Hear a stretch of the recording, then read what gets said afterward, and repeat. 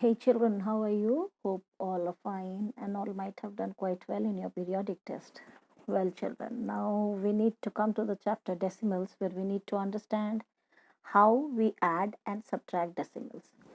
So, one essential question that creeps up is how do I add and subtract the decimals, right? It is very important that you always line up the decimals. Second is we need to remember is add and subtract like the way we usually do it. Bring the decimal straight down in your answer then. Now suppose children we are coming to the addition part of decimals first. Let us take an example where we are adding 4.55 plus 11.3. Here you children see the first number that we have taken, it is a single digit number before the decimal, it is 4, and after decimal it is 2 places 0.55, 5 being on the 10th place and 5 being there on the 100th place. Then we have a double digit number before the decimal, that is 11. After that, after the decimal place, we have only a single digit number, that is 3, which is in the 10th place. So the steps or the steps that we need to follow is put the first number on the top of the second number. The second number was 11.3 and the first number was 4.55. So what we do is we put the first number on the first part and then the followed by the second one. Put the first number on the top of the second number and line up the decimals. Okay, line up the decimals means children see here it is written 4.55 and then we have a double digit number. Double digit number is 11 with 1 on the 10th place and 1 on the 1st place and 1 on the 10th place. So just below the ones of 4 we write the ones of 11 and then the next one that belongs to the 10th place, it remains one step ahead of 4. So it is 4.55 and 11.3 because in the hundredths place of the decimal of 11.3 we don't have anything, that is why we put a 0 over here. You can add a 0 to help keep everything lined up so that our addition part becomes more simplified and easier for us. When adding or subtracting, you always start from the right and go towards the left. That is what we usually do in adding and subtracting.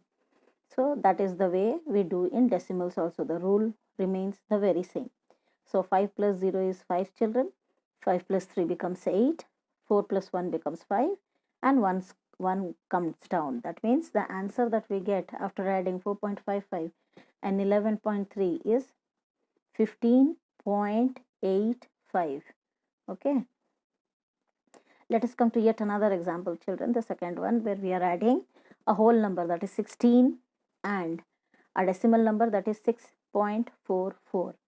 When there is not a decimal, then in one of the numbers that we have taken, then how do we find the sum? When there is not a decimal, put 1 behind the number. That means what we will do, we will put 1 behind the number, means we see here children 6.44 is written as it is, but since after 16 we don't have 16 is only a 2-digit number with nothing there in the decimal, so we put zeros over there. Okay, add a 0 to line up everything. So now if we go for adding up the decimals, it becomes easier for us. Okay, 6.44 plus 16.00. In place of 44 in the 16 and the number, the second number that we have taken below 44, we write 00. So 4 plus 0 is 4. Again 4 plus 0 remains 4. Then 6 plus 6, 12. 12 we write 2, and as we usually do in addition, we take the carryover. 6 plus 6 is 12. We write 2 and take 1 as the carryover. So again 1 plus 1 becomes 2. So the answer comes to 22.44. We are lining up the decimal at last. Okay. So this is how we do addition. Now coming to yet another number, children, 8.33, where after the decimal 0.33 we are having 3 in the 10th place and 3 in the 100th place. Then we have taken a number 10, which is a 2-digit number before the decimal place, and after the decimal place we are having 3 places, tenths, hundredths and thousandths. Okay, so when we are writing 8.33, since 10.972 is having 3 places after the decimal, so we will make it in the same manner for 8.33 also. 8.33 is having only 2 places there, 3 in the 10th and 3 in the 100th place. So what we do, in the 1000th place we put a 0. Add a 0 which acts as a decimal placeholder and helps in lining up the numbers. When we line up the numbers, this helps us to add up, and your addition becomes more simplified and easier without any sort of confusion. And what we do is we set up vertically and then go for lining up the decimals. So 8.33 has become, by a 0 lying beside 3, it becomes 8.330, and then the next number we had was 10.972. So now 0 plus 2 is 2, your 3 plus 7 is 10, so 0 we write and 1 is carried over. So 9 plus 3 is 12, 12 plus 1 becomes 13, 3 we write and again 1 is carried over. So 8 plus 1 becomes 9 and the 1 comes down of 10. So adding a 0 is also called annexing a 0. Okay, annexing, the term given in decimal is annexing a 0, assigning a 0. It doesn't change the value. When we are writing 8.33, it is the same as 8.330. The value is anyhow not changing. Okay, children. So we did 3 to 4 examples of addition of decimals. Now coming to the subtraction part, the rule remains the same only, children. Okay, like there also we were annexing a 0. Here also, if required, we annex a 0 in the subtraction part. We are taking an example where we have taken two numbers, 5.34 minus 2.08. What we do in subtraction, always, children, we need to see that the larger number has to be on the top. Okay, put the larger number on the top of the smaller number and then line up the decimals as we were doing in the case of addition.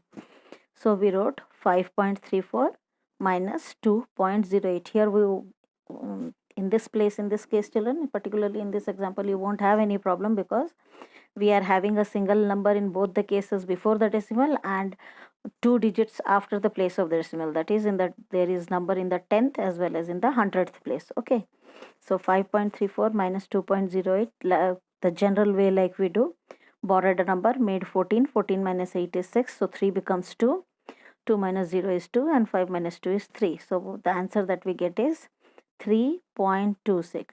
Okay, don't forget that you may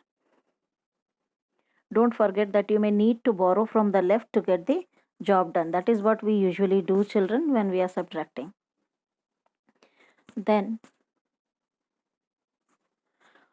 we have taken yet another example of subtraction, children, when we have taken a whole number like 28 without having any sort of decimal number or any number after the decimal place. It is 28 minus 15.911. So 28 we know by annexing 0, because you see the second place is having number till the 1000th place in the decimal. It is having 10th, 100th and 1000, 9 being there on the 10th place, 1 in the 100th and 1 again in the 1000th place. So here when we write 28, after the point we will annex 3 zeros. Okay, so that the subtraction becomes easier for us. When there is not a decimal, as in 28, put 1 behind the number. Then what do we do? Stack them and line up the decimal points. Add zeros to the to line up everything, and then we go for subtracting, like 28.000. Why 3 zeros are added up? Because the number just below it that we are subtracting is 15.911, which is having 3 digits after the decimal place. So subtraction becomes easy. So start borrowing from the left and start with the first number smaller than the number under it. So we go for subtraction where your 0 is becoming 10, 10 minus 1 is 9. Then again your second 0 is becoming 9, where 9 minus 1 is 8. And then again 9 minus 9 becomes 0. And here your 8 had become 7. So 7 minus 5 is 2 and 2 minus 1 is 1. So the answer that we finally get of this difference is 12.089. The subtraction and the addition both remains the same usual simple method like we used to do addition and subtraction. In the decimal also the rule remains the same. Now children, here a magic square is given where the sum of each row, each column and each diagonal needs to be the same.